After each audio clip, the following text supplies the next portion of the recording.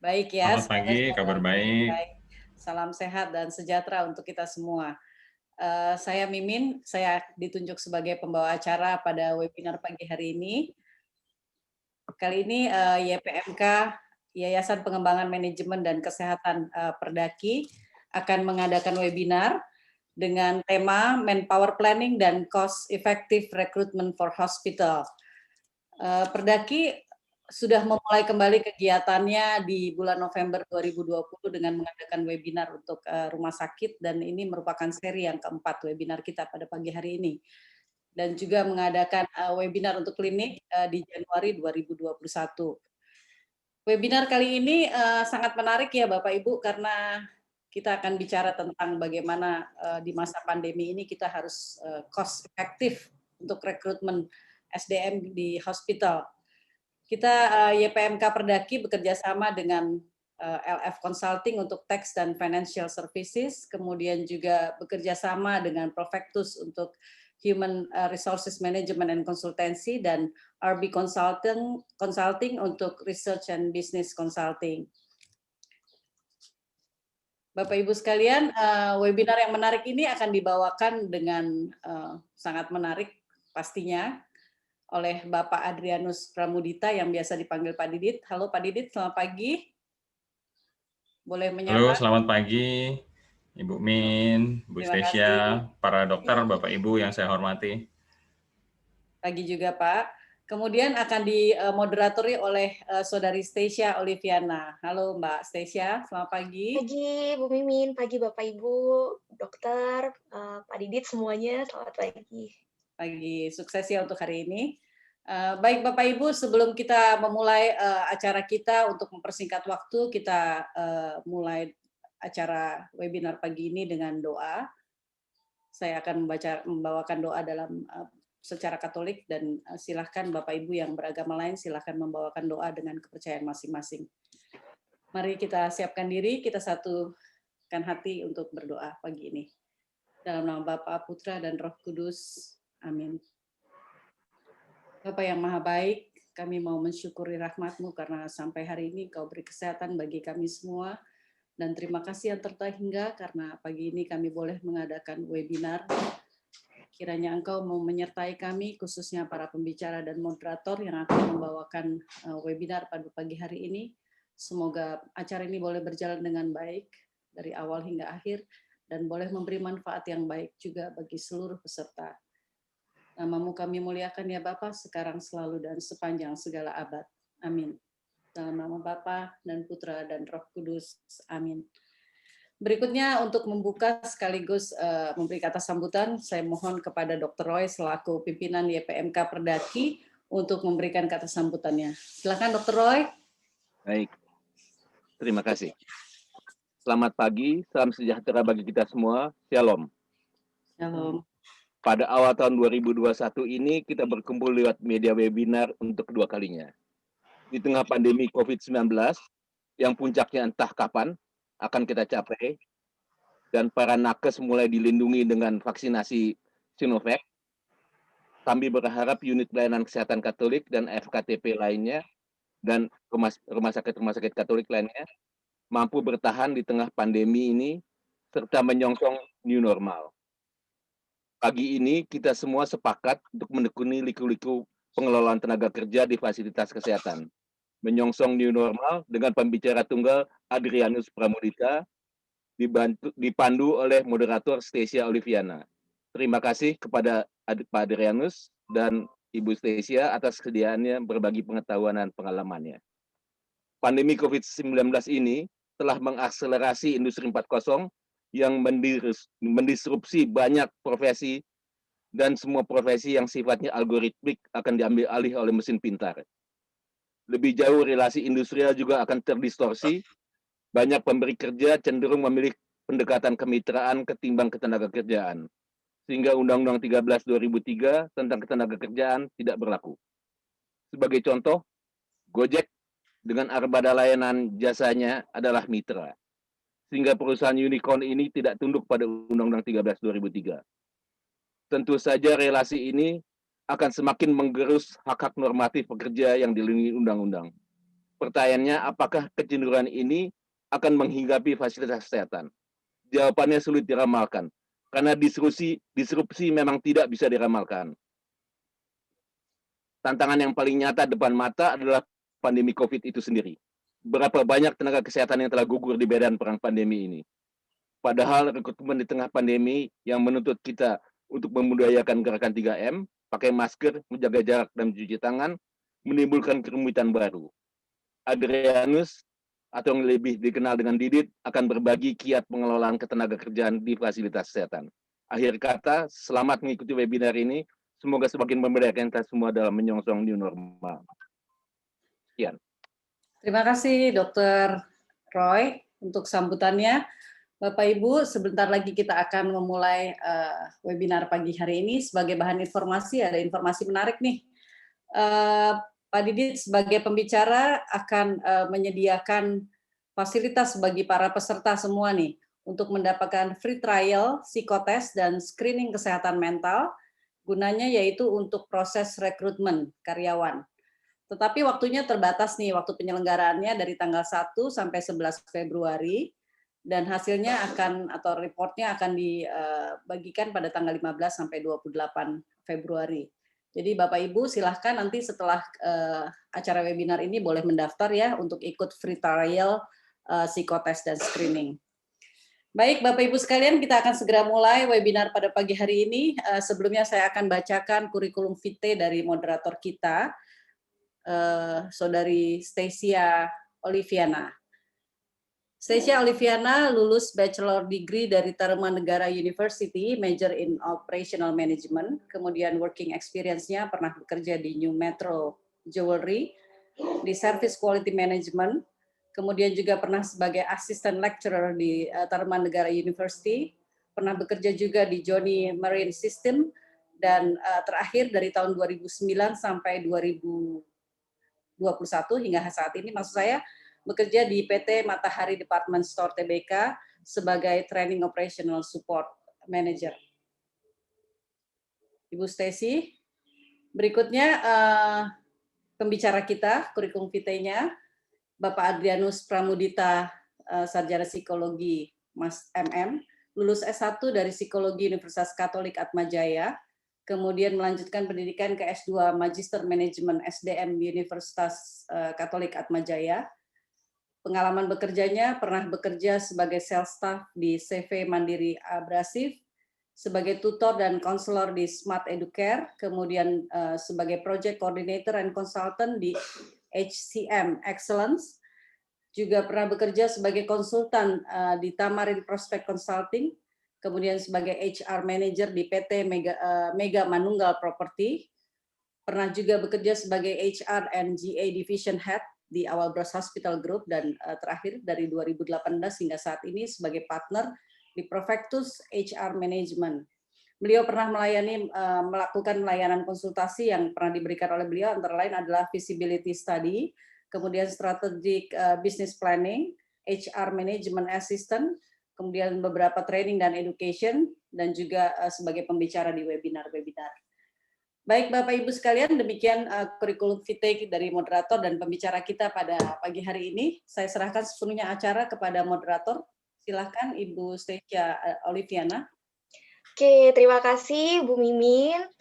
Kembali saya mau menyapa untuk semua peserta yang sudah hadir di ruangan Zoom ini, khususnya untuk para peserta, mungkin tidak bisa saya sebutkan satu persatu, tapi secara khusus kami mau menyapa, welcome untuk Bapak Ibu, khususnya Dr. Linda nih, Dr. Linda dari Rumah Sakit Panti Waluya, Dr. Hoyi dari Siloam Jantung Diagram di Cinere, Dr. Stefanus dari Rumah Sakit Saint Elizabeth Bekasi, untuk Dr. Sheni dari Rumah Sakit Atmajaya, Dr. Gigi Yulianti dari Rumah Sakit Bintang Laut, Dr. Maxon dari RSUD Sekayu, Dr. Indriani Lim dari RS Dirgahayu Samarinda, wah jauh sekali ya. Dan terakhir Dr. Agustina Harsamin RS FMC. Secara khusus terima kasih nih mau join dengan acara kami. Biasanya di mana-mana kalau udah level minimal manager kayaknya udah sibuk banget dengan urusan rumah sakit, dengan perusahaan, tapi di sini sangat-sangat rendah hati masih mau belajar bersama-sama, saling sharing pengalaman selama kurang lebih 90 menit ke depan. Kami berharap sesi ini sungguh-sungguh bisa memberi manfaat bukan cuma secara pribadi untuk semua peserta di sini, tetapi lebih khusus dalam bidang pekerjaan dan rumah sakit. Ya, oke. Seperti tadi sudah disampaikan oleh Pak Roy, ya, masa-masa sekarang ini pandemi COVID-19 yang kita nggak tahu kapan berakhirnya. Kalau saya sambungkan dengan dunia HR, selama 2020 kemarin, begitu banyaknya perubahan yang sangat-sangat terjadi di dunia HR. Dan di Indonesia secara khusus, semua perusahaan termasuk saya percaya organisasi dan rumah sakit, khusus untuk HR-nya itu sudah mulai beralih ke era 4.0. Beberapa di Indonesia mungkin yang paling besar itu yang saya ketahui itu malah sudah beralih ke era 5.0 dan itu sama dengan di luar negeri ya tentang dunia HR-nya. Nah kita nih zaman sekarang secara nggak langsung situasi menuntut kita, organisasi kita dan kita praktisi-praktisi HR itu untuk bisa menerapkan efektivitas dan efisiensi. Nah, secara khusus akan kita sama-sama tekuni, kita dalami hari ini bersama Pak Didit itu untuk mencapai efektivitas dan efisiensi dalam organisasi kita dan rumah sakit kita itu melalui merencanakan manpower ya biar Bapak Ibu kita semua apalagi di sini tenaga rumah sakit ya mungkin gara-gara COVID sangat tinggi di Indonesia secara khusus itu tenaga medis itu makin banyak direkrut atau seperti apa. Nah, itu kita akan mencoba merencanakan manpower tetapi dengan menerapkan cost efektif dalam proses rekrutmen. Kita akan sama-sama belajar. Hal ini sangat-sangat menarik bersama Didit. Dan untuk Bapak, Ibu, dan semua peserta yang mau memberikan pertanyaan, silahkan dicantumkan di chat.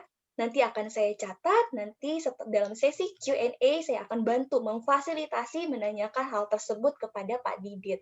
Nah, nanti untuk yang mau bertanya langsung pun boleh, nanti silahkan diinformasikan, dan kami akan memperbolehkan peserta juga aktif untuk langsung berkomunikasi dengan Pak Didit. Mungkin tidak berlama-lama, kita udah penasaran nih tentang topik kita yang sangat menarik, kita langsung persilahkan Pak Didit. Silahkan Pak. Waktu dan tempat saya persilahkan. Baik, terima kasih Bu Stesia. Suara saya cukup oke ya, cukup terdengar ya. Mohon dimonitor. Oke Pak, cukup. Cukup Pak. Cukup, Pak. Oke, kok hostnya mute saya tadi baru. Oke, ya baik. Selamat pagi Bapak Ibu, para suster dan dokter yang saya hormati. Baik juga dari level pelaksana sampai pada level top manajemen, mid manajemen yang bersedia untuk hadir di sini. Saya pribadi sangat mengapresiasi atas kebersamaan kita di sini. Izinkan saya untuk bisa berbagi sedikit saja. Mungkin ada kumpulan sedikit juga dari pengalaman saya as a consultant dan sebagai orang operation dari HR management, baik dari industri rumah sakit maupun di luar industri rumah sakit, seperti itu. Nah, mungkin untuk pembuka aja, apa yang nanti saya sampaikan ini mungkin tidak sepenuhnya berkaitan dengan strategic management, tapi lebih pada operation. Nah, akan tetapi ini kami pandang judul ini perlu untuk diangkat karena memang dalam situasi COVID ini manpower plan dan rekrutmen itu menjadi kegiatan yang tidak bisa ditebak. Nah, karena tidak bisa ditebak, mungkin tadinya ada yang manpower planning setahun sekali, ada yang mungkin 6 bulan sekali, ada yang mungkin 3 bulan sekali. Sekarang tiba-tiba harus 2 minggu sekali, begitu. Kemudian ada yang tiba-tiba harus sebulan sekali, begitu. Ada yang sekarang sebulan, besok minggu depan harus berubah lagi, begitu. Karena ada satu rumah sakit misalnya yang harus tutup bangsal, kemudian tiba-tiba harus buka lagi karena mau terima pasien COVID. Jadi tadinya pasien volumenya turun, tiba-tiba naik lagi karena terima pasien COVID juga ada di luar Jawa, begitu. Nah, saya melihat ini, ya kami melihat ini hal yang sangat penting untuk bisa dibahas. Jadi izinkan saya untuk share screen sekarang.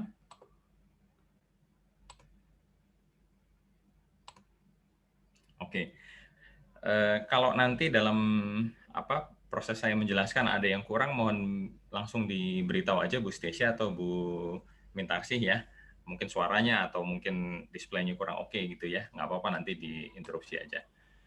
Oke.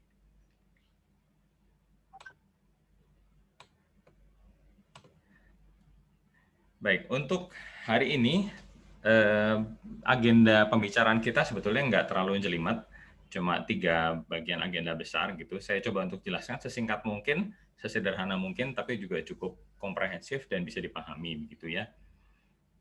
Jadi yang pertama adalah manpower plan. Ini saya yakin sebagian rekan-rekan HR, apalagi top management juga pasti sudah memahami ya sebetulnya manpower plan itu apa, karena sudah melaksanakan begitu. Tapi izinkan saya untuk bisa recall lagi, meremind lagi sebetulnya apa sih manpower planning itu. Nah, jadi manpower plan itu sebetulnya suatu proses untuk memenuhi kebutuhan SDM organisasi. Intinya yang dikejar adalah 1, jumlahnya harus tepat, 2, waktunya juga harus tepat, 3, posisinya juga harus tepat, dan yang keempat, jangan lupa harus sesuai dengan kriteria manajemen. Nah, ini adalah yang menjadi acuan daripada melakukan manpower planning. Nah, manpower planning itu sebetulnya menjadi fondasi atau syarat dasar sebelum melakukan rekrutmen. Nah, kalau rekrutmen itu seringkali menjadi boros biaya dari segi penggajian, begitu ya, boros biaya dari segi operational expenditure, itu sebetulnya yang perlu diperkuat tidak hanya metode rekrutmennya, tapi juga manpower planning-nya ini perlu dicermati sekali lagi gitu. Apa yang mungkin yang bisa diefisiensikan. Nah, tantangan dalam menyusun manpower plan itu biasanya ada 3. Yang satu itu waktunya terbatas, karena manpower plan itu biasanya, kalaupun setahun sekali, itu cuma punya waktu mungkin cuma 1 bulan begitu, atau mungkin kadang-kadang cuma 2 minggu, waktunya sangat terbatas. Tapi harus bisa memapping mungkin antara 400 sampai 1.500 karyawan kalau di rumah sakit begitu ya. Nah, kemudian yang kedua juga ada tuntutan operasional, karena juga harus dilihat. Jangan sampai nanti kita nambah karyawan secara operasional malah tidak terpenuhi gitu ya. Karena ada satu workload yang nggak terpenuhi, ada kompetensi yang nggak terpenuhi, seperti itu. Dan yang ketiga adalah tuntutan budget. Mungkin secara operasional bisa terpenuhi, secara waktu bisa, tapi budgetnya melejit jauh. Karena mungkin kalau misalnya kita mau cari, apalah katakan, kepala bidang gitu, atau manajer atau kepala divisi, kita pakai headhunters begitu ya, itu berarti budgetnya pasti akan tinggi. Nah, apakah itu benar apa enggak? Nah, nanti kita akan bahas tuh. Jadi ini adalah 3 concern utama yang perlu kita pegang. Jadi kita harus cari titik keseimbangan dari tiga bagian ini, 3 aspek ini. Nah, untuk bisa melakukan manpower plan itu sebetulnya ada beragam pilihan cara. Kalau misalnya Bapak Ibu atau dokter mungkin ada yang rajin googling gitu ya, coba cari deh. Delphi Technique itu bisa jadi suatu cara. Itu semacam mirip dengan managerial judgment, tapi nanti persisnya itu bisa dicari di sana. Nah, cuma di situ ada kekurangan, kurang banyak dipakai karena ada satu kekurangan di sana. Kemudian trend analysis juga itu juga bisa jadi opsi, tapi sebetulnya itu kurang banyak dipakai. Kemudian ada yang pakai regression, dibikin prediksi ke depan. Kalau kebutuhannya begini, tahun sekian sampai sekian, tahun berikutnya diprediksi sekian gitu, menggunakan bisa pakai linear, bisa pakai multiple regression begitu ya. Nah, akan tetapi dari seluruh beragam pilihan itu sebetulnya kalau saya sendiri melihat, ya sudah saya juga melihat di beberapa rumah sakit, misalnya di RSUD kah atau di rumah sakit swasta, termasuk swasta Katolik juga, itu kebanyakan yang banyak dipakai best practice itu ada 3. Workload analysis, managerial judgment, dan ratio analysis.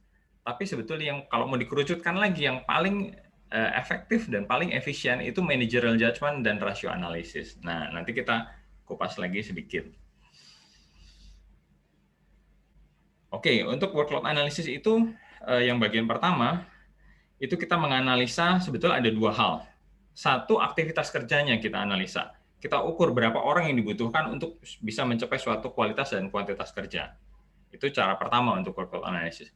Nah, cara kedua adalah kita menganalisa waktu kerjanya. Berapa banyak waktu yang dibutuhkan untuk menyelesaikan pekerjaan tertentu, nanti dihitung, ketemulah itu berapa jumlah orang yang perlu untuk melakukan suatu pekerjaan tersebut. Nah, workload analysis ini punya kekuatan dan kelemahan tentunya sebagai suatu metode. Di satu sisi sebetulnya itu cukup akurat. Nah, saya ambil contoh misalnya begini deh. Kalau kita di rumah sakit itu konteksnya kita mau ngitung perawat. Nah, perawat tuh untuk ngitung manpower plan itu kan ada banyak metode, ada yang pakai Giles lah, ada yang pakai apa, ada 3 metode kalau nggak salah ya. Nah, hanya itu ada kelemahannya. Kenapa? Karena itu takes time. Prosesnya makan waktu lama dan cukup sukar untuk mensinkronkannya begitu. Karena menghitung perawat IGD dengan menghitung perawat VK beda cara. Menghitung perawat IGD dengan menghitung perawat di Bangsal beda cara begitu. Nah, itu tentu memakan waktu begitu untuk bisa berkoordinasi dengan seluruh pihak. Itu kesulitan yang pertama, kelemahannya. Kesulitan kedua adalah saking akuratnya sebetulnya itu seringkali sukar diselaraskan dengan budget SDM. Apalagi kalau rumah sakitnya baru pertama kali mau running. Tahun pertama, tahun kedua, tahun ketiga begitu. Kalau kita pakai cara yang ideal workload analysis, biasanya itu budgetnya nggak terlalu ngejar begitu. Nah, itulah kelemahan. Nah, ini plus minusnya kira-kira seperti itu. Contoh persisnya seperti ini. Saya ambil contoh. Ini contoh kecil aja. Misalnya ada persoalan tentang berapa perawat IGD setiap hari jika pasien per hari 31 orang gitu. Jam perawatan per harinya 4 jam. Jam kerja efektif 7 jam. Berarti harus dihitung pakai lost day. 31 kali 4 per 7 plus lost day begitu. Nah, ketemunya 23 orang. Nanti jangan khawatir, ini saya menjelaskannya mungkin agak cepat aja, tapi nanti bisa diperoleh slide saya atau materi saya melalui YPMK gitu. Boleh dilihat nanti. Contohnya kira-kira seperti ini. Ini adalah untuk perhitungan pelayanan IGD. Contoh lain misalnya untuk menghitung jumlah dokter misalnya ya, itu berarti pakai cara ya objek kerja per SKR dikali 1 orang. Ketemunya berapa orang? 80 pasien per 25 pasien dikali 1 orang begitu. Nah, ketemunya 3,2 orang kemudian dibulatkan menjadi 3 orang.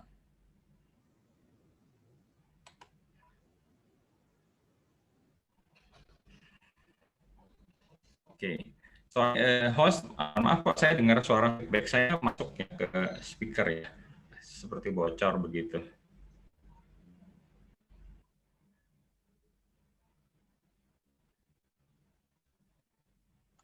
Sudah clear sepertinya Pak Didit. Oke. Ya. Yang kedua adalah managerial judgment. Managerial judgment itu dilakukan melalui penilaian dan pertimbangan bersama antara para manajer dan direksi. Nah, kalau yang pertama itu kan caranya adalah seluruh departemen, seluruh bagian, seluruh bidang itu menghitung berapa sih kebutuhan workload-nya, dikali sekian-sekian, dibagi sekian-sekian, begitu ketemulah jumlah orang, begitu. Nah, kalau managerial judgment ini berbeda. Managerial judgment itu sifatnya tidak bottom up, tapi top down. Nah, dilakukan melalui penilaian dan pertimbangan antara mid management dan top management, manajer dan direksi begitu. Nah, ini punya kekuatan tersendiri. Pertama, dia ringkas dan cukup cepat. Ya, kemudian yang kedua, itu juga didasarkan pada pengalaman direct user. Begitu. Kemudian yang ketiga, mudah diselaraskan dengan budget SDM. Jadi, karena memang sifatnya top down gitu, mudah sekali bagi manajer maupun top manajemen begitu untuk bisa tektok begitu. Kita punya budget segini nih. Oke, untuk Jangmed kebutuhan operasional begini, tapi budget kita segini gitu. Nah, itu langsung bisa didiskusikan. Nah, hanya memang kelemahannya kadang-kala kurang akurat untuk bisa menjawab load kerja yang sesungguhnya di lapangan. Nah, jadi jangan terlalu heran kalau misalnya diputuskan oleh mid management atau top management bersama-sama, seringkali mungkin jumlah orang berbanding beban kerja itu jumlah orangnya agak lebih sedikit. Begitu. Mungkin karena alasan efisiensi. Nah, ini contoh kedua. Contoh ketiganya adalah rasio analisis. Rasio analisis ini adalah semacam metode proyeksi kebutuhan SDM yang dilakukan dengan menghitung rasio kebutuhan SDM di setiap divisi berdasarkan pengalaman praktis. Nah, ini agak mirip juga dengan managerial judgment, tapi rasio analisis itu ada hitungannya masih menggunakan hitungan rasio. Kekuatannya dia ringkas juga dan cepat, gampang diselaraskan dengan budget SDM, dan kelemahannya juga sama, kurang akurat, ada faktor human error. Nah, seperti apa contoh rasio analisis? Misalnya begini, ini yang contoh non-industri rumah sakit. Contoh misalnya, satu organisasi pendapatan tahun ini 100 miliar. Kemudian jumlah karyawan tahun ini adalah 100 orang. Berarti rasionya satu karyawan bisa yielding 1 miliar. Nah, Artinya kalau tahun depan, tahun berikutnya kita bisa estimate ada proyeksi pendapatan 110 miliar, berarti estimasi kebutuhan karyawan baru adalah 10 orang. Karena rasionya satu orang bisa yielding 1 miliar begitu. Ini contoh sederhananya seperti itu. Nah, kalau kita mau lihat lebih dekat, kalau dalam praktek keperawatan misalnya, kebanyakan perawat itu memakan jumlah yang bisa antara 45 sampai dengan 60% malah di rumah sakit di dalam komposisi SDM ya. Nah, ini contohnya seperti ini kira-kira. Nah, kalau saya biasanya membuat itu, biasanya saya melihat dulu levelnya dibagi atas apa saja begitu. Ada manajer, ada supervisornya gitu, atau kepala ruang atau bagaimana gitu, kemudian ada staf pelaksana. Nah, kemudian kita bagi bagian-bagiannya apa-apa saja. Lalu dilihat juga jam operasionalnya bagaimana. Nah, kita kemudian mengisi jumlah SDM-nya di situ yang dibutuhkan berapa sih? Manajer keperawatan butuh 1, supervisor untuk pelayanan butuh 1, gitu ya. Kemudian supervisor untuk penunjang butuh 1, gitu. Nah, kemudian masuk ke staff misalnya, untuk rawat inap 24 jam, untuk satu shift-nya butuh berapa? 40 misalnya. Begitu seterusnya diisi ke bawah, kemudian dikali jumlah shift-nya. Shift-nya berapa sih? Rawat inap 24 jam berarti ada 4 shift, gitu ya. VK 4 shift. UGD juga begitu dan seterusnya. Nah, barulah nanti kita kemudian ketemu dengan total. Totalnya ada di 276. Nah, ini ada salah satu rumah sakit klien yang minta dihitungkan manpower plan seperti ini, dan proporsinya cukup fantastis karena hampir mencapai 60%, 56% waktu itu dari total SDM. Jadi ini perawat saja. Jumlahnya sangat banyak untuk dari segi proporsi ya.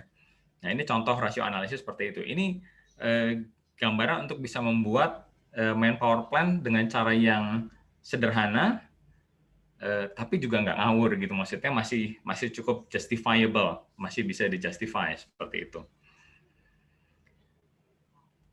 Nah, kalau boleh saya tarik kesimpulan dari 3 macam metode itu, atau semua metode sebetulnya, itu memang nggak ada satupun metode yang paling benar seperti itu. Dan semua metode itu harus dipilih sesuai dengan konteks yang sedang berlangsung. Kalau konteks rumah sakitnya memang sedang banyak budget, begitu budgetnya berlimpah-limpah, begitu kemudian sedang memfokuskan diri pada pelayanan service excellence, begitu berarti jumlah orang kalau ditambah sesuai dengan load kerja nggak masalah kan? Berarti bisa tuh menggunakan perhitungan workload analisis yang pertama itu tadi, gitu. Kalau misalnya budgetnya mepet atau setengah mepet, ya mungkin harus menggunakan metode yang kedua atau yang ketiga, gitu. Jadi seperti itu. Itu pintar-pintar kita untuk jaga keseimbangan. Nah, dari manpower plan ini sebetulnya ada langkah selanjutnya dalam seluruh proses rekrutmen, yaitu pertama adalah kita masih harus sourcing candidate, kedua sesudah sourcing kita masih harus seleksi, yang ketiga ada proses akuisisi candidate, seperti itu. Baru nanti dia bisa jadi karyawan. Oke, kita masuk bagian yang kedua. Seperti apa sih sebetulnya proses sesudah manpower plan? Tadi bagian manpower plan sudah selesai saya jelaskan. Jadi tadi saya sudah kasih kunci juga di manpower planning apa saja yang jadi concern. Nah, kalau untuk proses rekrutmen ini apa yang jadi concern itu ada 3, yaitu QCD, quality, cost, dan delivery time. Karena dalam menempatkan orang itu kita mesti memastikan bahwa yang bersangkutan memang kompeten, tidak hanya sesuai dengan sertifikat, tapi juga dari aspek kerja, dari aspek pikir, dari aspek perilakunya juga bisa sesuai dengan apa yang ditugaskan begitu ya. Itu quality di situ. Kemudian dari segi cost-nya adalah ya budget gajinya dia, budget tunjangan dan lain sebagainya, benefit ya, itu tidak bisa melebihi dari budget organisasi, dari budget rumah sakit. Dan delivery time. Delivery time itu adalah kita sebetulnya perlu punya tenggat waktu. Kalau kita ngerekrut itu sebetulnya paling lama berapa lama sih? Nah, mungkin saya bisa share rule of thumb saja. Umumnya untuk satu posisi di level staff itu bisa kira-kira 3 hari sampai dengan 2 minggu. Nah, kalau level manajerial ke atas itu bisa sampai dengan 1 bulan. Kalau director itu biasanya langsung dari owner, dari pemilik atau dari yayasan lah. Itu mungkin udah bukan ranahnya bagian HR ya. Seperti itu. Nah, inilah 3 aspek yang menjadi concern dari rekrutmen. Ini perlu diingat. Nah, untuk bagian yang pertama, pada saat proses sourcing itu sumber kandidat sebetulnya ada 2. Ada internal sourcing, ada external sourcing. Saya pribadi biasanya dalam proses rekrutmen itu mengutamakan internal sourcing. Kenapa begitu? Kalau memang orangnya kompeten, pengalaman, kemudian juga bisa diandalkan begitu, kalau nggak kita bisa rekrut dari dalam, kita rekrut aja dari dalam. Kita tambah dengan naik gaji sedikit, rotasi begitu, why not gitu. Orangnya juga senang, kitanya juga irit begitu kan.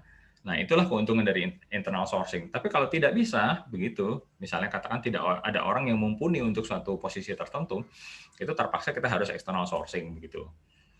Nah, ini adalah 2 sumber kandidat. Nah, dalam mencari sumber kandidat dari luar itu juga ada banyak sekali cara. Kita bisa pakai headhunting, ya. Kita bisa pakai roadshow ke universitas atau ke Stikes begitu, atau ke lembaga pendidikan lain begitu ya. Kita bikin job fair di situ. Kemudian kita bisa advertise pakai mass media atau web base begitu. Kita juga bisa pakai referrals. Nah, referrals ini biasanya dipakai untuk level mid management ke atas begitu ya. Karena di situ ada faktor trust, dan trust itu kan kaitannya juga itu tadi dengan kompetensi juga, kebisaan dia gitu.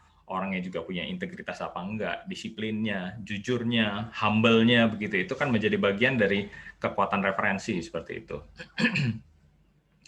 Dan bisa juga ada yang secara konsisten ya, kalau kita mau cari sumber kandidat itu buka kontrak begitu ya, partnership dengan institusi pendidikan begitu. Misalnya contoh ada satu perusahaan IT begitu ya, dia mau supaya bisa dapat pasokan software engineer sekian banyak begitu, ada ratusan orang. Setiap tahun dia cuma ambil 5 ya, dia harus buka kontrak gitu, partnership. Dia ngerekrut cuma dari institusi pendidikan tertentu seperti itu. Nah, ini adalah bagian-bagian trik kecil lah bagaimana kita bisa mengambil sumber kandidat.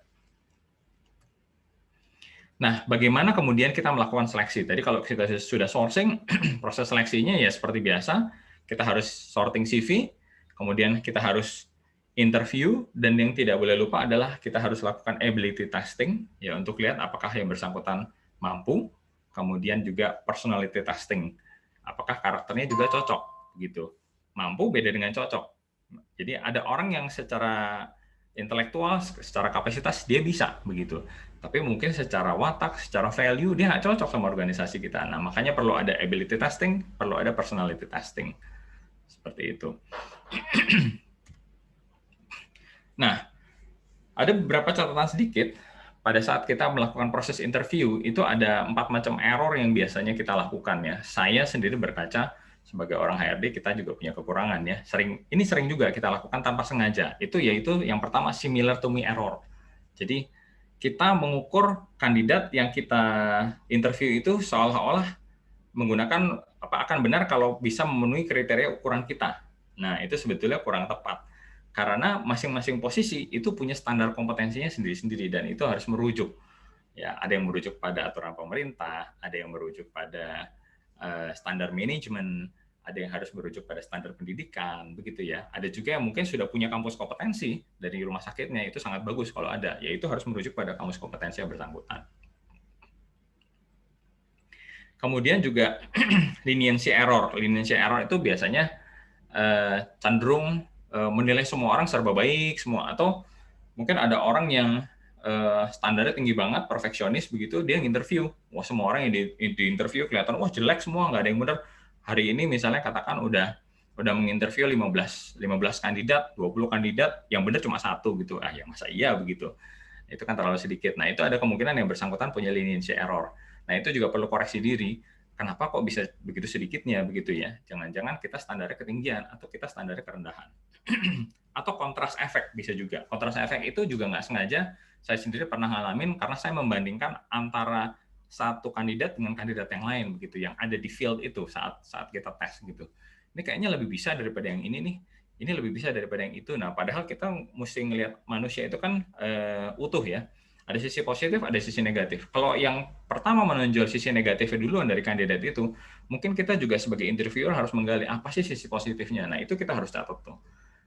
Atau kalau misalnya kandidat itu muncul langsung sisi positifnya begitu banyak, ya kita harus juga menggali apa kelemahannya. Karena setiap orang pasti punya strength, punya weakness. Nah, itu untuk menghindari kontras efek. Dan yang terakhir adalah first impression. First impression itu biasanya banyak dilakukan kalau ketemu orang sales. Orang sales itu biasanya first impression-nya baik begitu. Tapi nanti begitu performance di belakangnya itu lain cerita begitu. Nah, itu juga kita nggak boleh kejebak karena masing-masing dari kita itu punya kriteria first impression sendiri. Ada yang dari penampilannya, wah kayaknya keren nih orangnya, rapi, begitu, bersih, ngomongnya di depan kayaknya baik, tapi belum tentu nanti dia perform. Nah, itu harus digali betul. Apakah yang bersangkutan memang betul-betul akan perform untuk bisa melakukan tanggung jawab yang akan kita berikan, gitu. Seperti itu. Nah, ini adalah 4 macam kesalahan yang harus dihindari dalam interview. Nah, metode interview itu sebetulnya ada 2 macam. Pertama, interview singkat yang biasa aja yang kita lakukan, begitu ya. Ada juga kalau kita mau masuk lebih dalam itu pakai metode BEI, Behavioral Event Interview. Nah, ini yang saya pampang di sini sekarang ini. Yang digali itu ada 4 macam. Ada situation, situasinya, ada task-nya seperti apa, ada action, ada result. Untuk disingkatnya STAR. Nah, misalnya contohnya begini.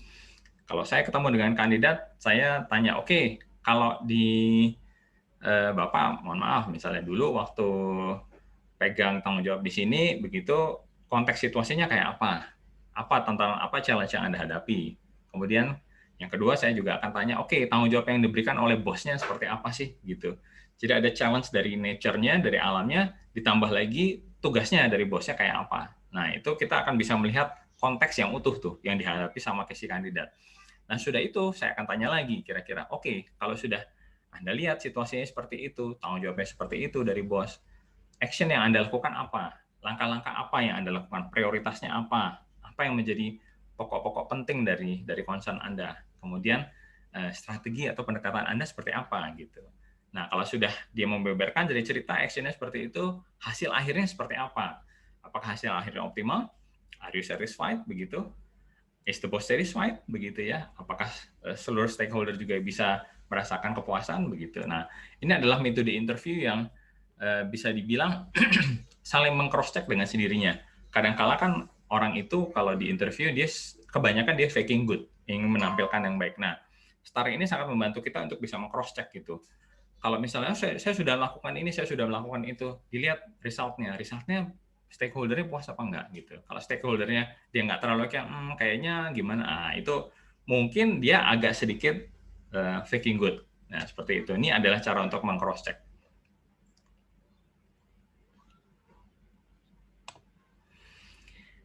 Oke, kemudian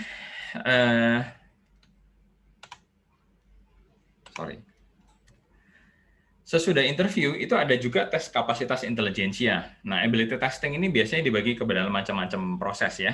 Ada tes kemampuan verbal, ada tes kemampuan spasial. Ini biasanya ranahnya psikolog klinis nih. Tes kemampuan logika, induktif dan deduktif, atau kemampuan numerik begitu.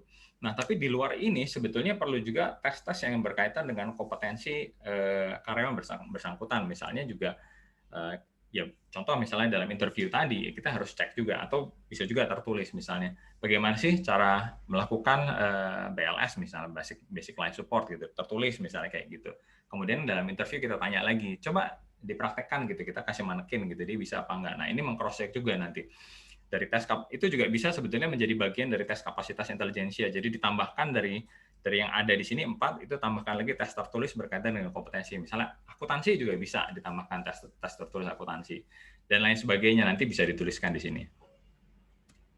Kemudian ada lagi tes kepribadian. Nah, tes kepribadian ini sebetulnya utamanya untuk bisa memotret apa sih value kandidat, value pribadi, kemudian kebiasaan-kebiasaan yang hidden, gitu, itu akan bisa muncul di situ. Nah, dari sana kita akan bisa ngelihat orang ini sebetulnya secara organisasional dia fit apa enggak culture-nya. Culture-nya dia dengan culture organisasi bisa nyambung enggak. Nah, ini sebetulnya ada beberapa pilihan. Bisa pakai yang namanya Edward Preference Personality, S-nya saya lupa, IPPS lah pokoknya gitu. Itu juga ranahnya psikolog klinis. Kemudian ada Warteg test yang gambar itu, gambar 4 kotak itu Warteg test. Kemudian draw a tree, gambar juga, gambar pohon begitu. Ada yang gambar orang, draw a person. Ada lagi puppy caustics. Saya sendiri biasanya dari semuanya ya, karena biasanya kalau tes Warteg, draw a tree, draw a person itu kan kualitatif ya, susah untuk bisa dilihat dinamika angkanya gitu, skalanya kan nggak ada. Ya saya biasa menggunakan puppy caustic untuk memudahkan pada saat ditanya sama klien, kenapa kok kesimpulannya begini? Ini loh dasarnya dari puppy caustic tuh, yang ini skalanya segini, yang ini skalanya segini gitu. Itu paling mudah tuh puppy caustic. IPPS juga bisa, tapi itu itemnya lebih banyak, ada ratusan. Copy Caustic tidak sampai 100 itemnya. Jadi dari pengerjaan lebih mudah, hasilnya tidak kalah dengan IPPS seperti itu. Nah, dalam proses rekrutmen itu ada kalanya juga kita sudah melakukan berbagai macam metode manpower planning yang paling maksimal, metode rekrutmen juga sudah maksimal. Tapi ada kalanya kita masih kentok gitu ya, masih susah untuk bisa menempatkan orang di tempat yang tepat begitu.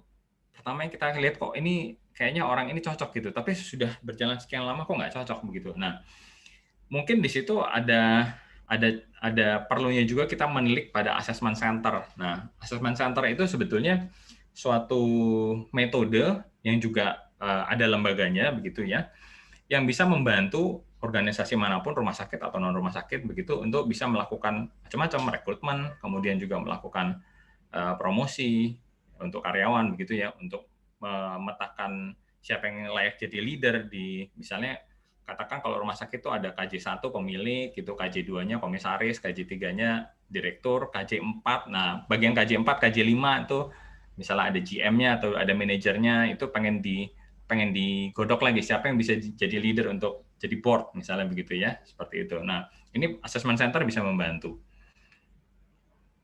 Nah, sedikit note juga, biasanya kalau assessment center itu punya pagu, punya gambaran besar, gambaran umum tentang kompetensi karyawan. Nah, ini saya share aja sedikit bahwa di setiap level itu sebetulnya ada standar-standar kompetensi yang perlu dipenuhi oleh setiap orang dari segi manajemen organisasi gitu ya. Pertama dari level staff misalnya, itu berarti yang bersangkutan pada saat proses seleksi itu sudah bisa membuktikan bahwa dia bisa melakukan operational activity se-efisien dan se-efektif mungkin. Kemudian juga yang kedua bisa berkontribusi terhadap tim begitu. Kalau misalnya dalam tesnya aja dia kita ragukan, mungkin aktivitas operasional juga kurang oke begitu ya. Kemudian juga kontribusinya juga kurang oke begitu. Mungkin yang bersangkutan janganlah kita rekomendasi untuk masuk sebagai staf bagian daripada kita begitu. Nah, kemudian naik di tahap berikutnya ada kompetensi lain yang kita perlu cermati juga. Di atasnya itu ada supervisor atau first line management. Nah, ini di level ini itu candidate atau karyawan itu mesti sudah bisa melead atau memimpin suatu tim kecil untuk melakukan aktivitas operasional yang daily sifatnya. Kemudian juga sudah bisa solving daily operational issues. Kalau ada permasalahan-permasalahan operasional itu yang daily dia sudah bisa memecahkan tanpa, istilahnya kalau orang Jawa bilang bulat gitu ya, tanpa kemudian menjadi simpang siur gitu. Ada pemecahan itu metodenya itu ini gitu. Nah, itu biasanya supervisor yang baik itu seperti itu. Kemudian yang ketiga, yang bersangkutan juga bisa memastikan bahwa daily operational itu bisa berjalan dengan smooth. Kemudian juga daily operational juga bisa berjalan dengan efektif dan efisien. Nah, itulah tugas daripada supervisor, ya, kompetensi dasar yang perlu dimiliki. Nah, kompetensi dasar yang dimiliki selanjutnya di atasnya itu ada mid management. Mid management itu biasanya kabit, manager, mungkin kalau ada lagi senior manager, GM lah. Begitu nih. Itu ada juga standar yang harus dipenuhi ya. Pertama ya tentu karena dia bawahannya board begitu ya, dia mesti bisa tuh translate strategic plan into operations. Dia mesti bisa bikin tuh kerangka kerja, perencanaan kerja tahunan begitu ya, untuk mentranslate apa yang jadi pemikiran board begitu supaya bisa mencapai sasaran yang diharapkan. Itu pertama. Kedua, kemudian mesti tahu sebetulnya maksud sense itu mesti kuat gitu. Saya ini punya resources apa yang bisa saya utilize untuk bisa membantu supaya pekerjaan itu bisa sesuai berjalan dengan rencana begitu. Yang ketiga juga dia mesti punya kreativitas untuk bisa mendevelop report system yang optimal begitu ya. Ada kalanya kalau kita ketemu mungkin orang mid management nggak tahu saya mesti bikin dashboard report kayak apa. Nah, itu sebetulnya kurang baik. Mid management yang baik tuh dia udah punya gambaran. Oh, ini loh yang saya harus report tuh dashboardnya bentuknya kayak gini. Detail reportnya harus kayak gini, jumlah maksimalnya kayak gini, misalnya kayak gitu. Strukturnya dia udah tahu. Kemudian juga dia harus strong controller karena dia sudah di mid management, ya kan? Nggak mungkin juga karena anak buahnya banyak, kalau dia nggak strong controller ya bisa berantakan nanti kan pekerjaan di bawahnya. Kemudian juga dia mesti bisa mendrive member to accomplish goal. Nah, istilah kata mendrive ini bisa macam-macam. Bisa dengan memberikan challenge, bisa juga dengan memberikan pujian, bisa juga dengan memberikan coaching, begitu, memberikan training secara pribadi juga bisa, atau menyekolahkan anak buah itu juga bisa. Nah, ini bagian dari drive member to accomplish goal. Nah, ini adalah bagian daripada kompetensi dasar yang perlu dimiliki. Kemudian di atasnya lagi ada lagi kompetensi dasarnya, bahkan sampai board juga, top management juga punya sebetulnya. Yang pertama, dia harus jadi strategic planner. Nah, strategic planner itu maksudnya apa? Beliau itu biasanya punya kemampuan untuk bisa melihat tantangan dan peluang sekaligus ya, yang ada di environment ini sebenarnya seperti apa. Satu itu. Nah, strategic planner itu bisa begitu. Kemudian yang kedua, dari strategic strategic thinking kayak gitu, itu yang bersangkutan juga bisa untuk membuat satu perencanaan gitu. Organisasi saya ini bisa mengambil peluang dan menghindari risiko dengan cara apa begitu. Dan kira-kira organisasi yang saya pikul ini bisa berkembang sampai sejauh mana gitu. Nah, itu bagian daripada tugas strategic planner. Nah, inilah yang menjadi tanggung jawab utama atau core kompetensi top management.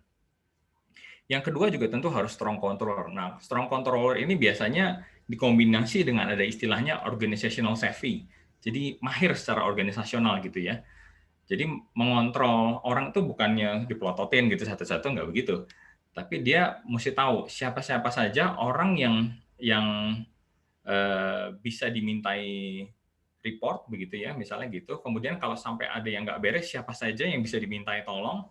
Kemudian kepada siapa kalau kita mau istilahnya ngegas gitu ya supaya organisasinya bisa growth lebih tinggi. Nah, itu bagian dari strong controlling-nya top management. Jadi dia punya istilahnya kalau nyupir itu dia tahu nih kapan dia harus ngegas, kapan dia harus ngerem, kapan dia harus belok begitu.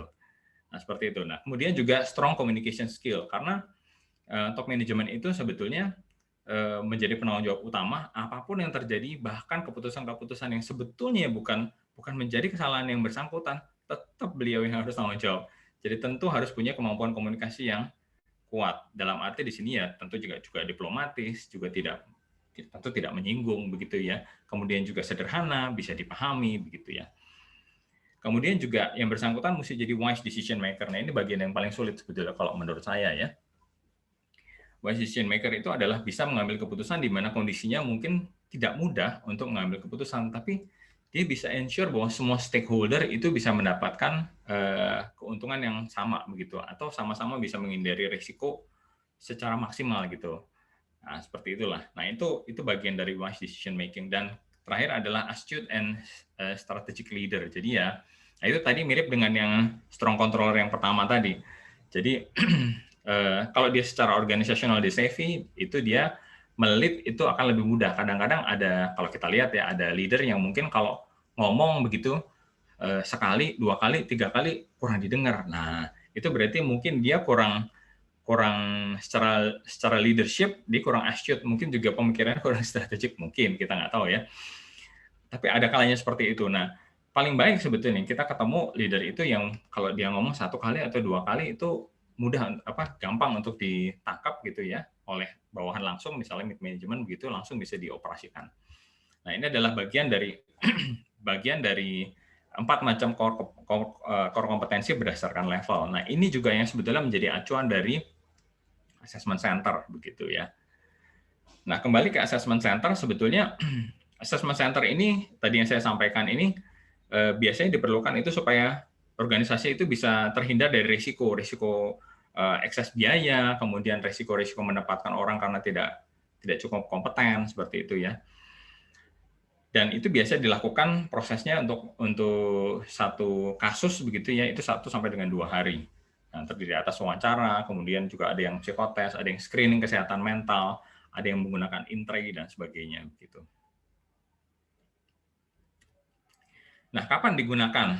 Nah, ini juga sebetulnya senjata yang bisa dipakai oleh rumah sakit ya. Cuma tentu kita perlu tahu kapan sih menggunakan assessment center ini, karena rumah sakit juga perlu harus menghemat biaya kan. Nah, ada beberapa rambu. Pertama adalah pada saat rekrutmen. Ini membantu organisasi merekrut karyawan dengan kompetensi terbaik. Jadi misalnya begini, ketika proses rekrutmen ini kita susah untuk bisa membedakan mana karyawan terbaik. Misalnya gini, kita mendapat dari pooling ada 5 kandidat. Dari 5 kandidat kita dapat 3 terbaik. Tapi kita cuma punya budget 1. Budget itu cuma cukup 1. Kita harus milih 1 dari 3. Nah, ini bisa pakai assessment center untuk bisa memilah. Apa sih kelebihan si A dan kekurangan si A? Bagaimana dengan yang si B, bagaimana yang si C gitu. Nah, mana yang resikonya paling kecil dan membawa benefit paling besar dalam prosesnya ke depan begitu ya. Itu bisa menggunakan advice dari assessment center. Nah, itu yang pertama. Kemudian yang kedua, bisa juga dipakai dalam proses promosi. Nah, proses promosi ini sebetulnya kalau di organisasi yang sudah mature itu bisa terjadi antara 1 atau 2 tahun sekali. Nah, dan proses promosi ini sudah pasti punya dampak terhadap fixed cost dari OPEX SDM gitu ya, dari gajinya. Gajinya kan naik, belum lagi ditambah nanti harus PPH 21 gitu. Kalau dia levelnya udah asmen ke atas atau manajer ke atas itu PPH-nya tinggi gitu. Nah, untuk bisa memilih siapa yang kita harus promote tentu harus hati-hati. Nah, ini assessment center bisa membantu bagaimana memilih kandidat promosi yang terbaik gitu, yang bisa memberikan kontribusi paling banyak. Seperti itu. Nah, kemudian bisa juga untuk learning and development. Nah, ini sama, kasusnya mirip-mirip. Jadi kita punya beberapa orang yang mau kita kirim untuk sekolah begitu, tapi kita mau prioritaskan. Ya, prioritas misalnya dari 10 kita mau prioritas 2 dulu gitu. Nah, mohon dipilihkan 2 yang terbaik. Nah, ini assessment center bisa membantu. Kemudian bisa juga untuk manpower planning. Manpower planning itu biasanya dipakai untuk proses PHK. Nah, PHK massal itu kan mungkin bisa puluhan, bisa ratusan begitu ya. Kemudian dari owner atau dari board kan biasanya membisikkan begitu kepada assessment center, saya cuma mau pertahanin sekian persennya gitu. Tolong pilihkan sekian persen yang terbaik gitu. Mana sisanya mau saya rilis, mau saya let go seperti itu. Nah, ini adalah celah-celah kapan assessment center itu bisa digunakan seperti itu. Nah, metode kerjanya kalau dalam keseluruhan gitu ya, pertama itu assessment center biasanya dia akan minta dulu tuh job analysis dari karyawan yang bersangkutan, job desk-nya kayak apa, kalau ada kamus kompetensi, visi misi perusahaan, kemudian CV-nya, personal data individu. Nah, kemudian itu kalau itu data itu sudah diambil, kemudian dilaksanakanlah beberapa rangkaian tes. Ya, pertama tes psikologi atau psikotes, kemudian tes kesehatan mental, kemudian wawancara singkat, atau bisa juga behavioral event interview itu kalau ada wawancara singkat biasanya nggak ada BEI. Kalau ada BEI biasanya nggak ada wawancara singkat begitu. Kemudian dites juga menggunakan problem solving analysis. Kemudian ada juga in-tray, ada juga leaderless group discussion. Nah, saya coba untuk jelaskan sedikit aja. Problem solving analysis itu biasanya lebih pada memberikan soal gitu ya pada si karyawan yang bersangkutan, tertulis begitu ya. Kemudian nanti yang bersangkutan itu menulis gitu ya. Kalau ada kasus begini, problem solving-nya apa aja, alternatif 1, alternatif 2 begitu. Nah, dari jawaban-jawabannya itu nanti dianalisa tuh oleh assessment center, apakah jawabannya relevan atau nggak relevan, membawa impact besar atau enggak gitu dan seterusnya. Nah, berbeda dengan in-tray. Kalau in-tray itu dia simulasi kayak kerja di meja begitu. In-tray itu misalnya di mejanya dia itu dikasih ada deretan email begitu ya di laptop gitu, kemudian ada memo task gitu di mejanya dia, kemudian ada incoming telepon, di telepon ada kejadian ini kejadian itu. Nah, kemudian dalam 2 jam misalnya katakan dia diminta untuk membuat suatu perencanaan dan langsung melakukan action. Nah, dari situ kelihatan tuh prioritasnya dia tuh apa begitu yang mau dilakukan pekerjaannya, kemudian koordinasinya bagaimana begitu terhadap orang-orang, kemudian hasil kerjanya kayak apa begitu, itu juga akan terlihat dari in-tray. Nah, beda lagi juga dengan leaderless group discussion. Nah, ini mirip juga, dikasih problem juga kalau di LGD ini. Hanya bedanya di dalam grup itu nggak boleh ada orang yang ditunjuk sebagai pemimpin. Biarkanlah itu diskusi berjalan secara natural begitu. Nanti biasanya akan muncul sendiri tuh orang-orang tertentu yang memang secara natural dia bisa mimpin gitu. Atau ada juga orang-orang tertentu yang dia pengen kelihatan sebagai pemimpin, tapi sebetulnya dia kurang bisa untuk bisa ngayomin gitu ya. Nah, ini di LGD ini biasanya cukup menarik gitu. Nah, endingnya nanti kita bisa melihat satu, siapa yang memang secara natural dia bisa memimpin. Kedua, akan terlihat juga orang-orang mana yang sebetulnya bisa memecahkan masalah gitu. Kemudian orang-orang mana yang mungkin dia bukan tipe leader, bukan tipe problem solver, tapi dia menjadi kawan support yang terbaik begitu. Nah, itu ada beberapa tipe yang bisa dilihat dari situ. Jadi ini hasilnya nanti biasanya cukup menarik kalau dalam satu full assessment begitu ya. Nah, sesudah pelaksanaan itu baru nanti akan ada pelaporan. Dianalisa datanya, kemudian kita susun laporannya, kemudian kita present dan kita diskusi dengan klien, baru distribusi nanti laporannya kepada klien. Seperti itu. Nah, ada beberapa alasan sebetulnya kenapa kok assessment center itu dipakai. Pertama, memang laporannya biasanya komprehensif ya. Yang dibahas itu nggak semata-mata hasil psikotes aja gitu ya, tapi juga ada hasil misalnya asesmen kesehatan mental seperti apa gitu ya. Dan itu di asesnya lengkap, tidak hanya di level tertentu, staff doang atau supervisor doang, tapi bisa dari level staff sampai dengan level top management begitu. Ya, dilihat juga, dipetakan juga kompetensinya baik dari kapasitas berpikir, kapasitas bekerjanya bagaimana, kapasitas interpersonalnya bagaimana, dan itu masuk ke dalam satu report komprehensif. Itu alasan pertama. Nah, alasan yang kedua adalah perangkatnya terstandar. Di assessment center itu tidak bisa menggunakan perangkat yang tidak direkomen oleh asosiasi psikologi atau asosiasi psikiatri gitu, atau asosiasi kesehatan gitu ya. Jadi semua perangkatnya itu serba terstandar. Dan yang ketiga itu profesionalnya harus berijazah atau bersertifikat yang relevan begitu. Karena kalau nggak relevan nanti ngasih rekomendasinya bisa susah pertanggungjawabannya ya begitu ya. Kita misalnya minta tolong dong di psikotes tapi bukan sama psikolog klinis begitu. Saya sendiri misalnya sarjana psikologi, saya bisa ngetes, saya bisa. Tapi kalau saya ngasih tanda tangan saya nggak boleh begitu. Harus ada seorang psikolog klinis seperti itu. Nah, ini yang dimaksud dengan profesional berijazah dan bersertifikat. Nah, itulah bentuk pertanggungjawaban dari assessment center, kira-kira seperti demikian. Ya, ini adalah slide terakhir dari saya. Sharing yang mohon maaf mungkin cukup cepat dan berbet-berbet begitu, tapi barangkali bisa memberikan sedikit insight untuk Bapak Ibu, suster juga para dokter, dan silahkan mungkin bisa dilanjutkan kalau ada Q&A begitu, bisa saya serve. Terima kasih. Oke, thank you banget Pak Didit. Sebelum kita Sama-sama, thank you. masuk ke sesi Q&A, mungkin tadi ada beberapa yang menanyakan tentang perihal kami boleh nggak nih dapat materinya. Nah, mungkin saya informasikan untuk bagi yang belum membaca chat, kami akan membagikan, men-share materinya di akhir sesi jika nanti Bapak Ibu peserta, dokter, para suster sudah mengisi form evaluasi. Karena di satu sisi kami juga sangat-sangat membutuhkan evaluasi dari para peserta untuk meningkatkan kami nanti di hari depan biar bisa lebih baik lagi nih dalam memberikan pelayanan-pelayanan kami dalam bidang dalam hal ini. Oke, dan sebelumnya mungkin sebelum sesi tanya jawab saya sedikit merangkum ya apa yang sudah disampaikan oleh Pak Didit dengan sangat baik pada pagi hari ini. Kita sama-sama sudah belajar nih bagaimana sih kita menyingkapi tantangan yang ada dalam zaman sekarang ini, di mana kita punya tantangan itu dari tuntutan operasional, budget, dan waktu. Bagaimana kita mau menyeimbangkan ini semua. Tadi sudah di-sharingkan oleh Pak Didit, dari hal pertama itu, yaitu kuncinya itu bagaimana kita menentukan, memilih manpower, ya. Itu tadi kita sudah sama-sama belajar secara singkat, jelas, dan padat sekali. Saya melihat di situ sudah dari definisi, kelebihan, dan kekurangannya, kita sama-sama sudah belajar tentang workload analysis, managerial judgment, sama rasio analisis. Dan tadi juga sudah dengan sangat baik, kita juga sudah melihat contoh-contoh penghitungannya yang simpel.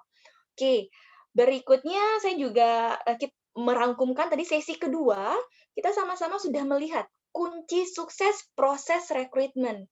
Tidak tertutup kemungkinan even dalam level manajemen pun juga biasa akan terlibat dalam proses rekrutmen. Dan di sini juga cukup banyak para staff, dan di sini kita bisa lihat ternyata kuncinya itu yang pertama, bagaimana kita mencari kandidatnya. Tadi kita juga sudah sama-sama melihat dari internal dan eksternal. Dan kita juga sama-sama melihat tentang bagaimana sih proses seleksi yang baik, ya, mulai dari sortir CV sampai tes yang di akhirnya yang tadi sudah kita lihat dari yang disampaikan oleh Pak Didit. Dan yang paling menarik juga menurut saya tadi bagaimana mencegah error nih dalam proses interview yang secara tidak kita sadari sering kita lakukan, ya. Dan yang terakhir yang tidak kalah menarik juga, yang biasa kita masih mempertimbangkan perlu nggak sih organisasi saya ini pakai assessment center. Dan sudah dengan sangat singkat, jelas dan padat disampaikan oleh Pak Didit. Ternyata dengan adanya assessment center itu bisa membantu kita menghindari resiko-resiko yang bisa terjadi dalam perusahaan kita. Tadi juga sudah dikasih tips and trick sama Pak Didit.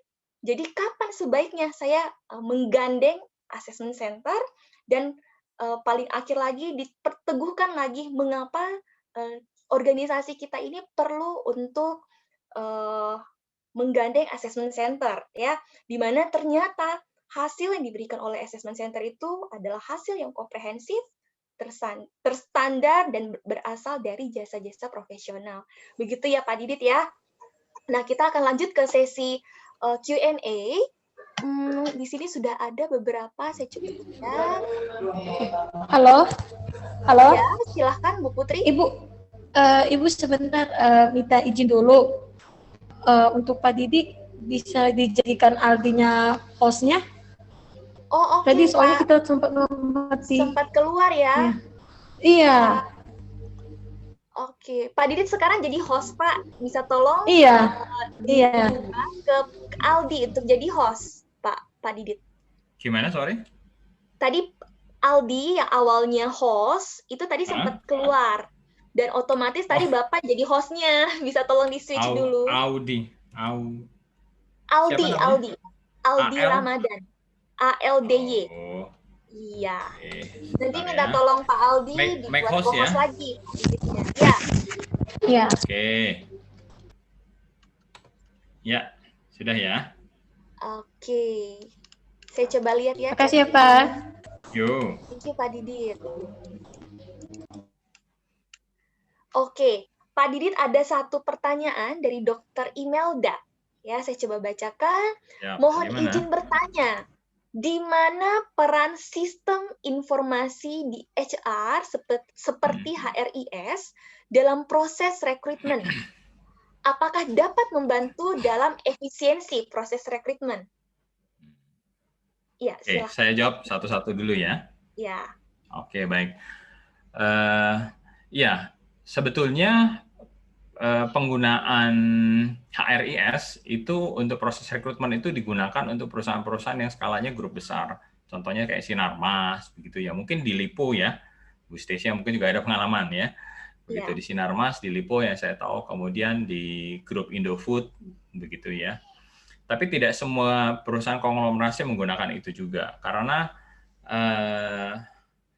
ada kendala yang dipikirkan juga, yaitu HRIS itu mungkin dia akan modern untuk satu waktu tertentu, tapi akan obsolete untuk jangka waktu berikutnya, begitu. Misalnya 10 tahun ini mungkin oke, atau 5 tahun ini oke, tapi 5 tahun berikutnya kita harus pikir kita mau ganti apa, begitu. Nah, untuk melakukan migrasi data dari, misalnya katakan kita sudah memasukkan alat-alat tes gitu di dalam HRIS itu ya, itu kan butuh waktu mungkin 3 bulan atau 6 bulan sendiri, begitu ya, sampai semua migrasi data HR, data kepegawaian, data proses rekrutmen, data-data metode, begitu, kemudian juga cara hitung algoritma absensi, begitu ya, itu dipindah semua, itu butuh waktu pasti.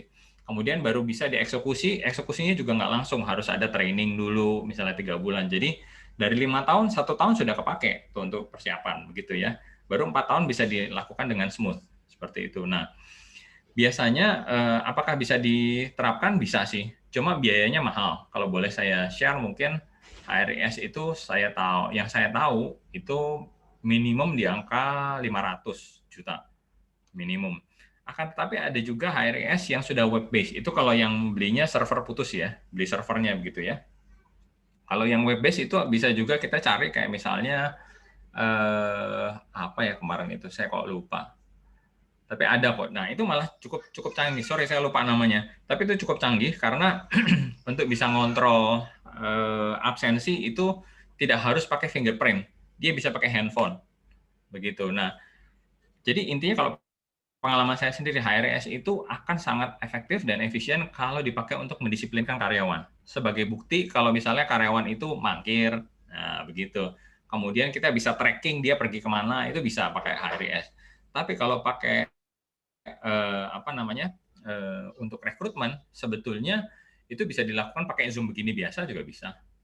Begitu. Daripada buang biaya atau terlalu mahal, menurut saya sih begitu.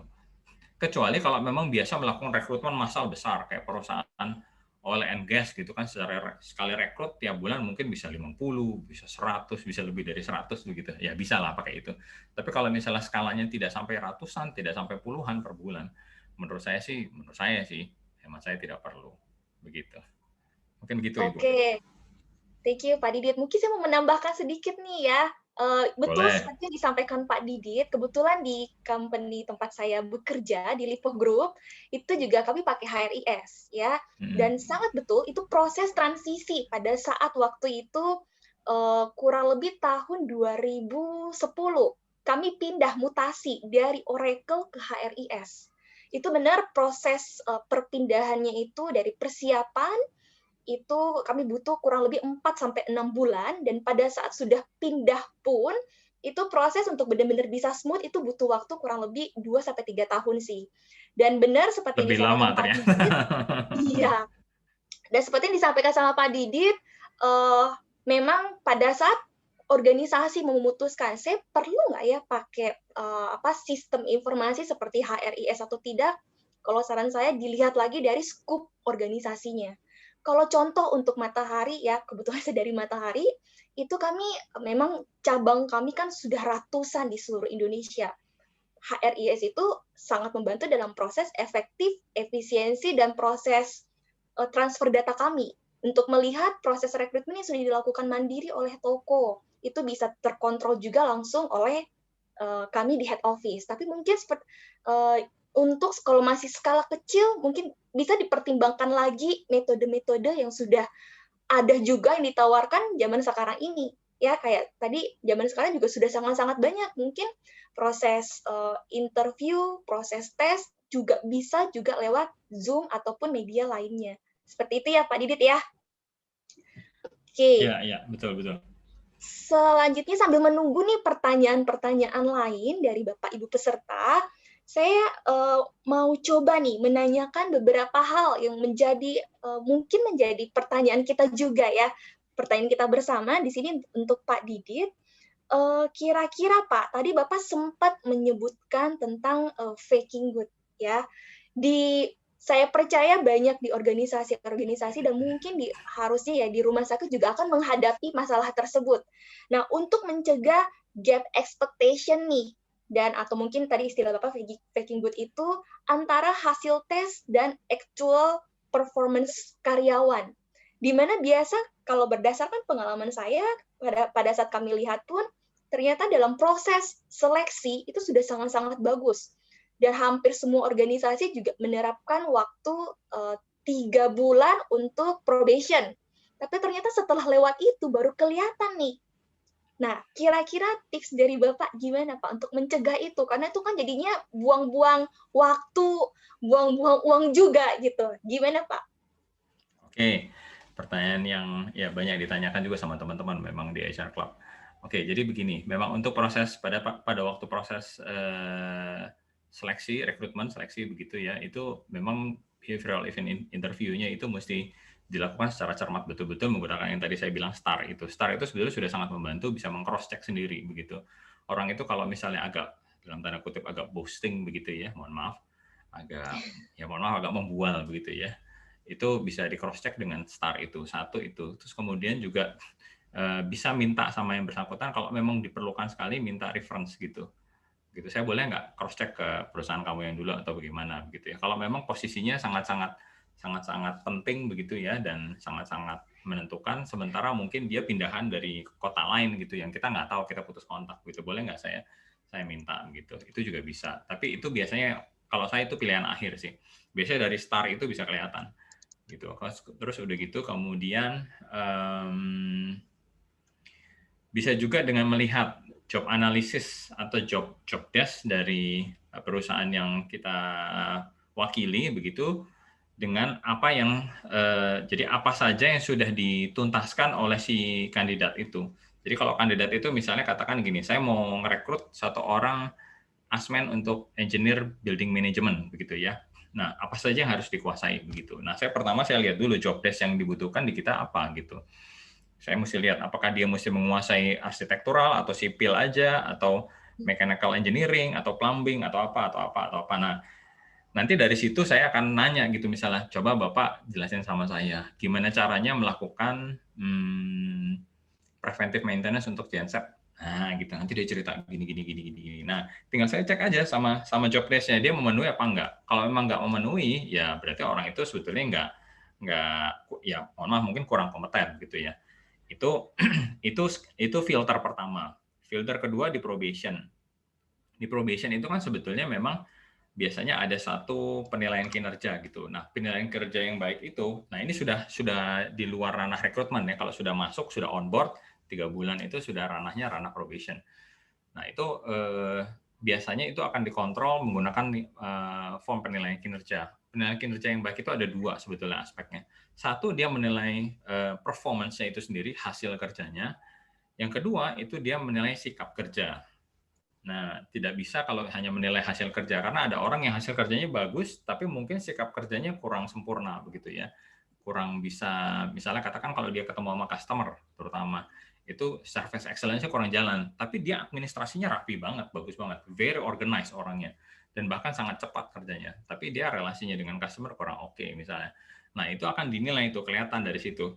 Di bulan pertama, bulan kedua, bulan ketiga. Nah, bulan pertama kalau misalnya dia kelihatan kurang oke, gitu, dari report-report itu bisa kita coaching. Ini loh, hati-hati loh, kamu begini, gitu.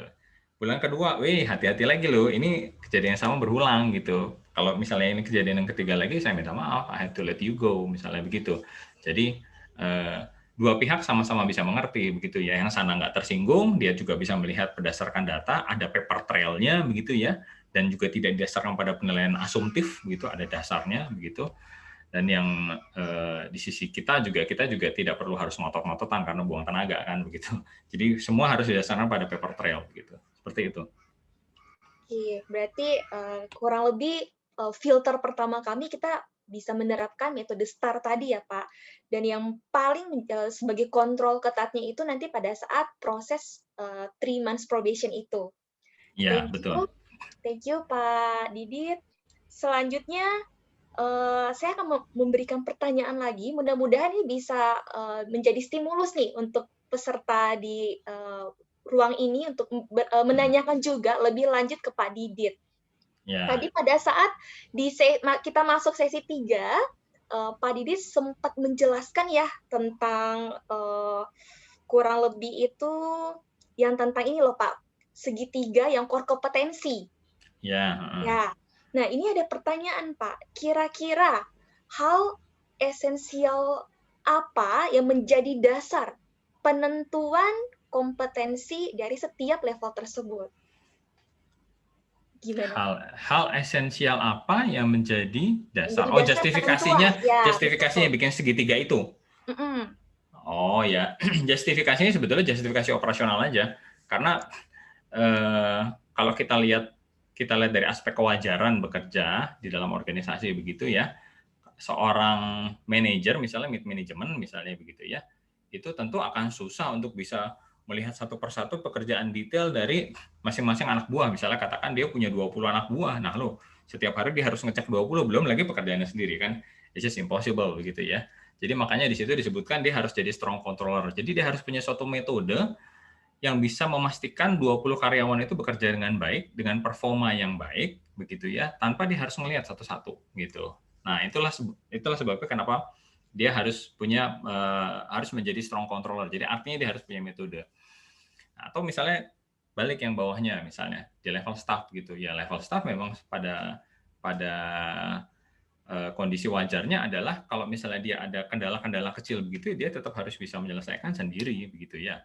kemudian dia juga mesti menjaga kelancaran pekerjaannya sendiri, bertanggung jawab atas pekerjaannya sendiri yang daily operasional. Tapi kan dia tidak perlu memikirkan yang misalnya 3 tahun lagi organisasi mau jadi apa, nah lo pusing banget gitu ya, kan nggak mungkin gitu. Itu tanggung jawabnya dia, ya sudahlah biarlah.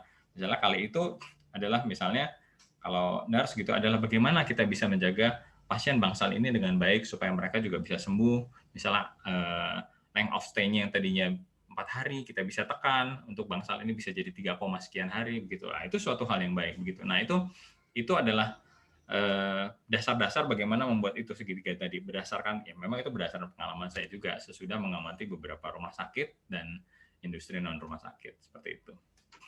Oke, thank you nih Pak Didit untuk jawabannya.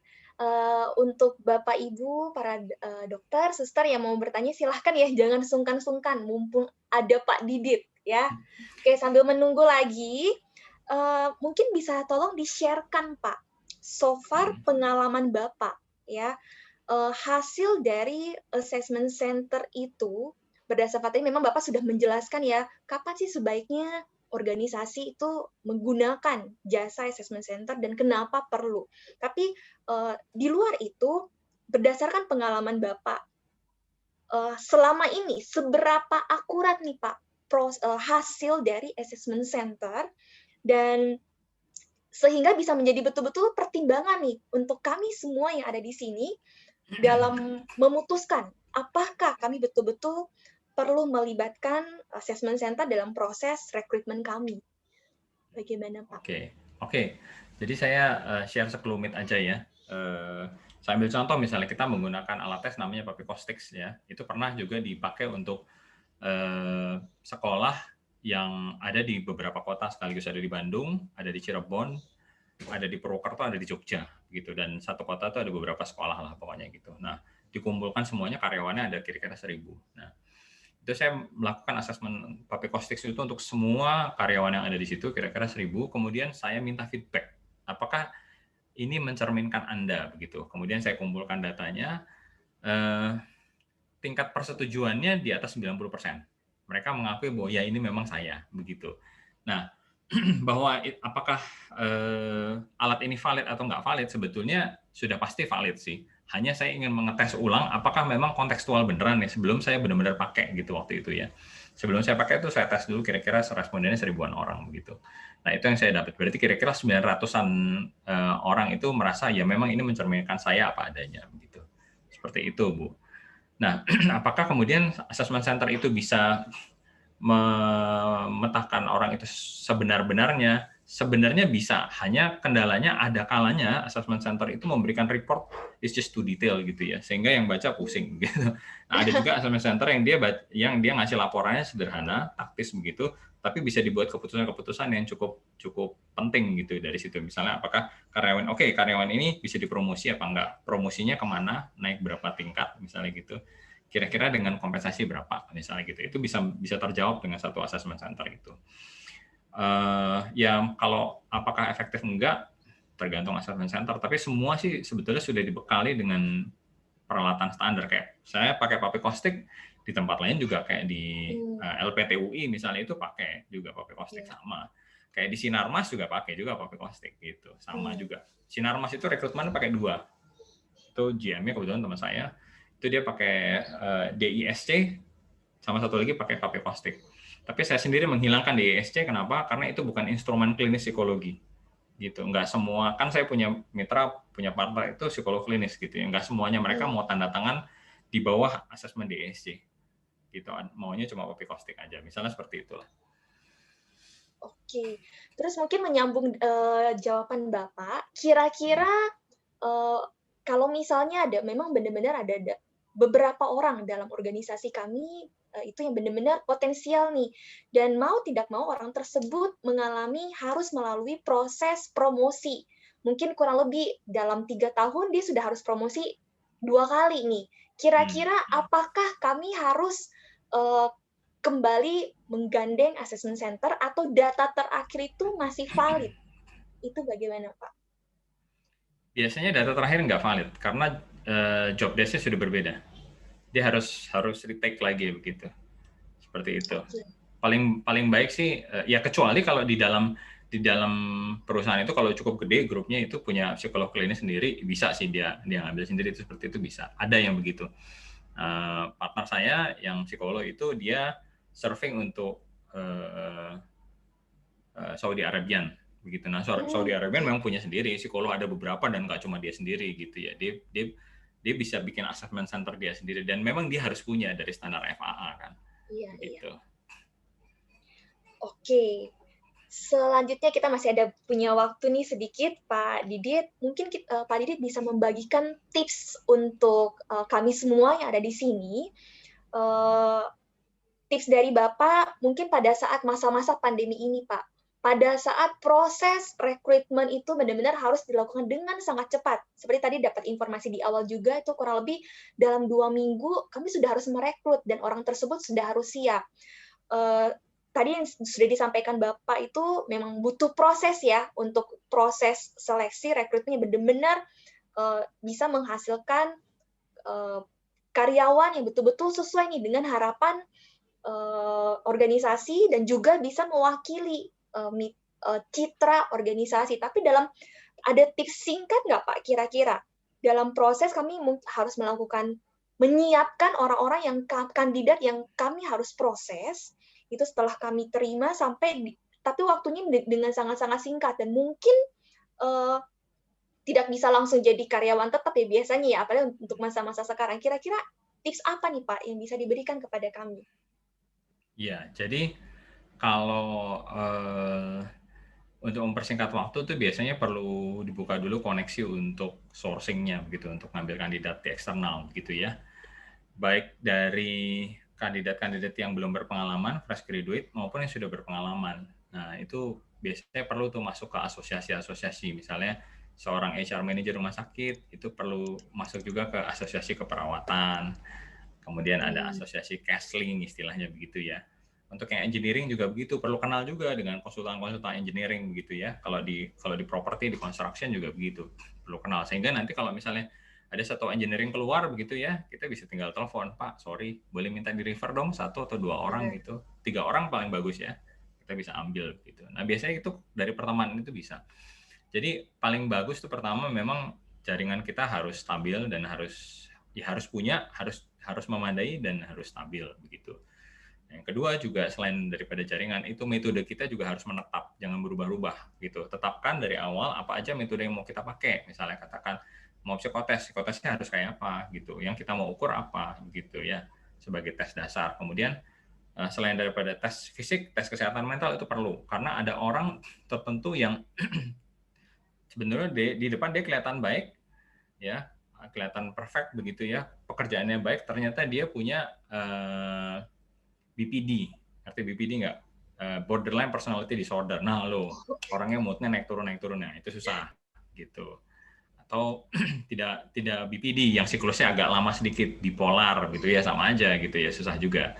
Nah orang bipolar tuh minggu ini moodnya bagus, minggu depan moodnya jelek begitu ya, itu pasti akan berpengaruh gitu. Nah hal-hal itu sebetulnya yang perlu dicegah sih. Jadi tetapkan juga metodenya apa yang mau kita cegah resikonya begitu, menggunakan tools dari rekrutmen itu. Nah kalau sudah metodenya sudah oke, kemudian sourcingnya sudah oke. Nah, kemudian juga prosedurnya mesti dicek juga. Prosedurnya berbelit apa enggak approval-nya. Jangan-jangan nanti harus minta dari user, harus ke HRD dulu approve, baru ke direksi gitu. Nah, ada yang begitu kan perusahaan. Sebenarnya kalau menurut hemat saya sih, kalau dulu saya di Mega Manunggal, saya bilang nggak usah minta approval HRD. Kalau minta langsung ke direksi aja. Karena pegang budgetnya direksi gitu. Minta aja, kalau sana approve kita jalan gitu aja. As simple as that gitu. Begitu udah jalan ya tinggal nanti HRD aja memproses. Nah itu juga kita perlu lihat tuh SOP dari rekrutmennya jelimet apa enggak. Kalau jelimet ya itu mesti disederhanakan. Dirampingkan ya. Ya, kemudian juga mesti dilihat juga sistem yang kita pakai. Misalnya mau pakai HRS, apa memang perlu? Apa jangan-jangan malah jadi ribet begitu ya, kan belum tentu kan. Seperti itu. Nah itu juga perlu ditimbang. Ya, sebagian kecil seperti itulah yang mesti ditimbang. Iya, berarti ini ya Pak, kunci utamanya kita semua di sini network itu paling utama ya Pak. Network khususnya dalam ya itu sangat-sangat membantu khususnya pada saat proses itu referral ya Pak ya. Ya. Oke Pak, mungkin bisa di-sharing sedikit Pak untuk para peserta di sini yang Bapak tadi sudah disampaikan tadi sama Bu Mimin di awal ya, bahwa semua peserta ini mendapatkan kesempatan ya Pak ya untuk trial psikotes dan screening kesehatan mental. Itu mungkin bisa di-share-kan Pak secara lebih detail. Biar kita yang di sini bisa, iya. oh oke, saya mau ambil kesempatan ini nih untuk mencoba gitu. Iya, ini sebetulnya sedikit gift aja dari kami, dari YPMK untuk Bapak Ibu dan dokter begitu. Barangkali ada yang berminat untuk melanjutkan hubungan dengan YPMK, kami bantu jembatani dengan memberikan sedikit gift, yaitu layanan psikotes dan asesmen atau screening kesehatan mental. Nah, psikotes ini nanti punya tujuan, bukannya tanpa tujuan, yaitu rekrutmen. Nah, apa yang mau kita lihat di situ dari kandidatnya, yaitu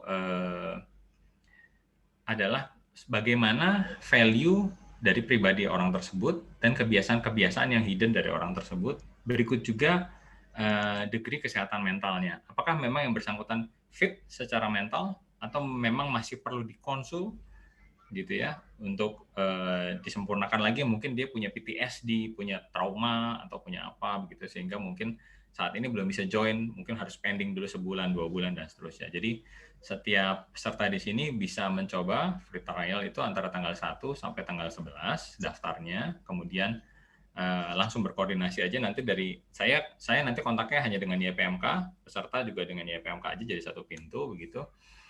Nah, itu berlaku bisa untuk merekrut satu orang, entah level staff atau mid management, terserah, bebas aja, tapi cuma bisa untuk satu orang. Begitu. Nanti reportnya kami bisa berikan between 15 to 28 tadi ya Pak ya? Ya, 15 ke 28. Seperti itu. Oke. Jadi kami menghimbau para peserta di sini untuk kita sama-sama menggunakan kesempatan ini, kesempatan emas menurut saya. Karena di mana-mana kemarin juga kami pada saat meeting kami juga cukup wow, luar biasa banget Pak Didit mau memberikan itu kepada setiap peserta di sini. Kami pikir pertama mungkin cuma 1 sampai 3 orang, ternyata semuanya dapat ya Pak ya. Semua dapat, semua dapat. Thank you banget. Kita udah biasa kok borongan.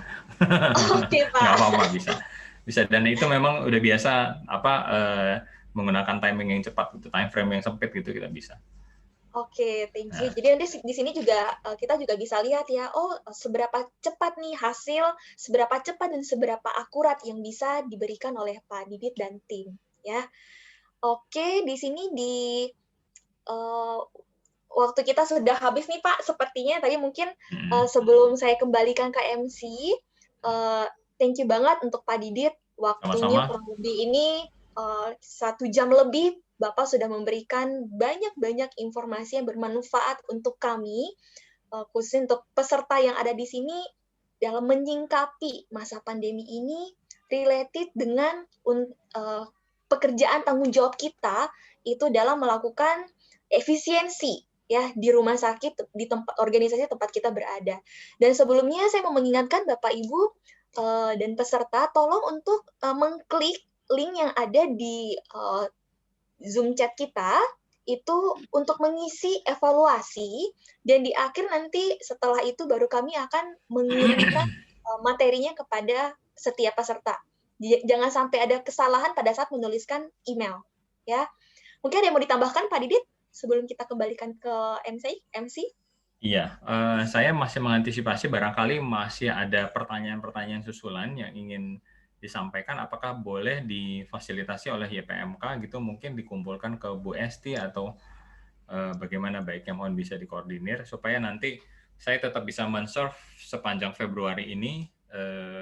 Kalau ada pertanyaan susulan saya masih terbuka untuk bisa melayani begitu, seperti itu. Mudah-mudahan nanti bisa maksimal ya. Pak Didit. Ya, menampung Pak. Ya, terima kasih dok. Bu Esti ya Bu ya. Ya, siap menampung. Terima kasih Bu Esti. Thank you banget Bu Esti. Nanti Bu Esti menampung nih kalau ada pertanyaan susulan ya untuk dijembatani kepada Pak Didit, termasuk untuk yang pendaftaran yang free psikotes dan screening kesehatan mentalnya ya Bu Esti ya. Oke. Thank you banget.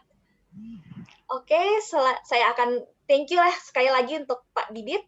saya kembalikan ke Bu Mimin selaku MC. Thank you. Terima kasih Mbak Stacey dan Pak Didit. Terima kasih sekali untuk paparannya yang sangat-sangat menarik. Semoga yang sudah dipaparkan oleh Pak Didit banyak bermanfaat untuk para pimpinan rumah sakit nih, karena banyak direktur yang hadir di sini, juga pimpinan-pimpinan rumah sakit. Semoga ini juga bisa menjadi acuan bagi para pimpinan untuk merekrut SDM yang terbaik bagi perkembangan perusahaan atau hospital tempat mereka bekerja.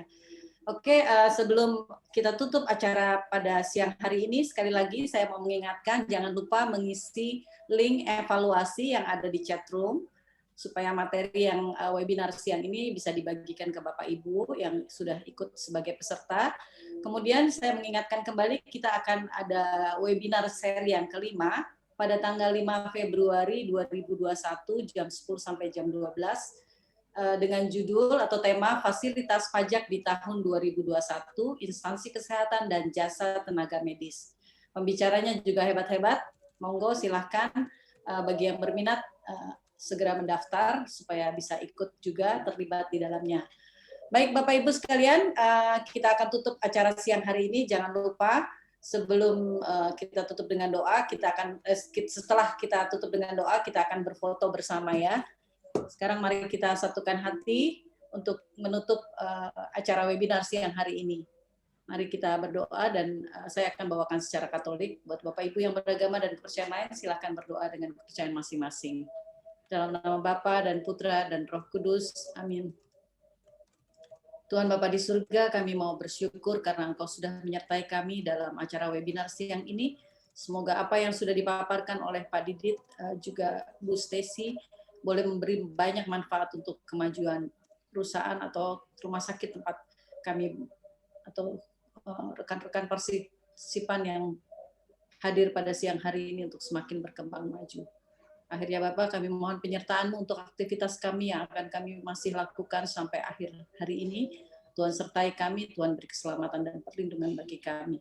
Kemuliaan kepada Bapa, Putra, dan Roh Kudus, seperti pada permulaan, sekarang selalu, dan sepanjang segala abad. Amin. Dalam nama Bapa, Putra, dan Roh Kudus. Amin.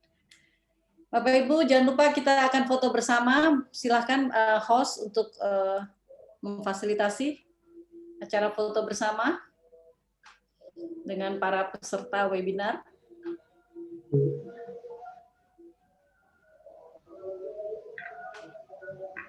Mas Aldi atau Mbak Putri? Oke. 1, 2, 3. Sudah? Sudah, Pak. Mohon Sudah, dihitung. Pak. Oh sudah, tahu sudah. Saya pikir belum. Oh, itu. Tidak ada apa-apa ya. Oh, iya. Baik, kalau sudah foto-fotonya, sesi fotonya, sekali lagi terima kasih banyak untuk Bapak Ibu Terima yang sudah kasih. berpartisipasi dalam webinar ini. Terima kasih kita terhingga juga untuk Pak Didit dan Mbak Stacey. Semoga kita bisa berjumpa kembali. Sama-sama. Dan selamat mengikuti webinar berikutnya. Selamat siang. Salam Terima sehat kasih. untuk kita semua yang di Salam rumah sehat, sakit, salam sehat. berjuang terus. Ya. Thank you, Suster. Terima kasih semua, selamat siang. Terima kasih Ya. Dokter Salam Angela. sehat. Ya, Iya. sampai Terima kasih. jumpa di webinar berikutnya. Ya. Thank you, Dokter Angela. Ya, terima kasih.